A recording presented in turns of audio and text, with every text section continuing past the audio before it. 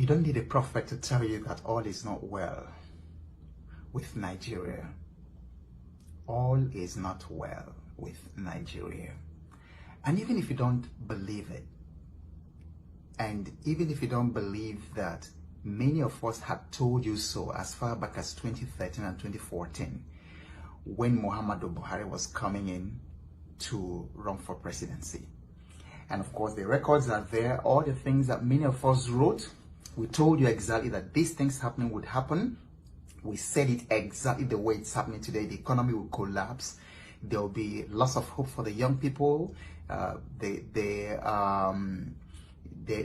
will be religious disturbances. We predicted all these things, that there will be killings, death, hate, and all kinds of things. Because the psychologists, and I remember saying this in 2014, say that the best predictor of future behavior is past behavior.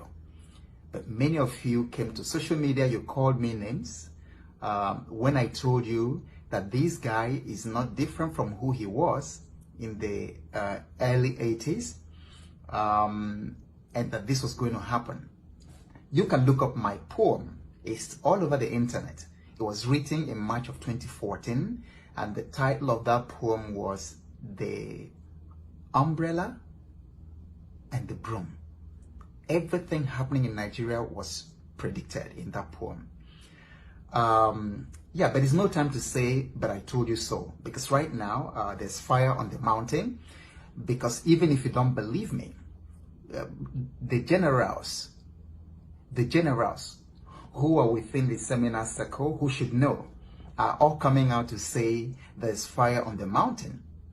People are running into Fulani herdsmen, thoroughly armed to the teeth in the forests.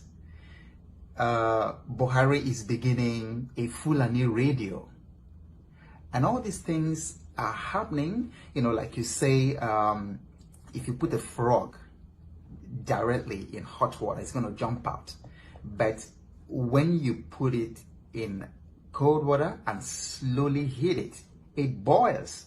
It heats until it boils, because you never notice that something is actually happening. But a lot is shifting in Nigeria.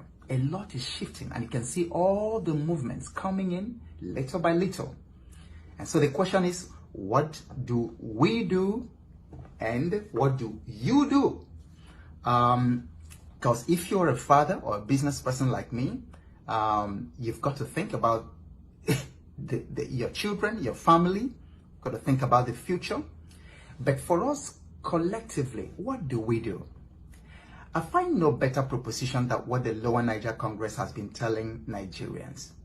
The different parts of the country have already repudiated the 1999 Constitution, which is the basis for which the so-called caliphate is creating all this catastrophe that's looming in Nigeria. And so, collectively, we need to wake up. And we need to come to a point where we precipitate sovereignty crisis. As my friend Tony Nadu will say, you know, who owns the land. It's come to the point that it's going to be forcefully taken from you when that gap closes of our exercising our sovereignty. So there are all kinds of opinions out there, and that many people will continue to live in denial until these things happen, you know, and just catch everyone by surprise.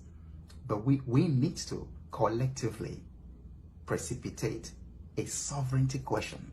Some people are already doing that. I listened to a broadcast by some Yoruba group the other day, and I think every part of the country, you know, should do that. And the South should come together and evaluate what is going on and just wake up.